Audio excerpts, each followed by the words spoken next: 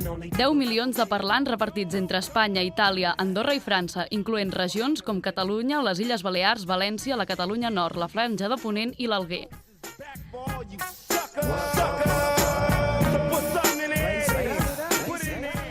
90% dels productes que es venen a Catalunya són il·legals. Per què? Doncs perquè no estan etiquetats en català i la llei del consum a Catalunya així ho obliga.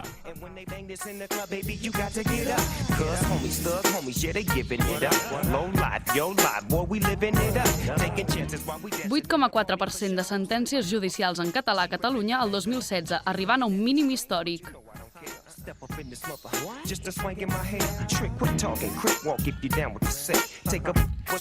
601 euros de multa per parlar en català. Malgrat semblar anecdòtic, un professor va haver de pagar una multa per desobediència per parlar en català a una parella de policies a l'aeroport del Prat, a Barcelona.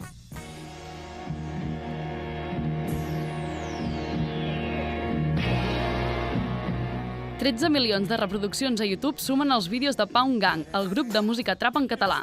I, pels més despistats, el trap és l'estil musical que està sonant aquí darrere.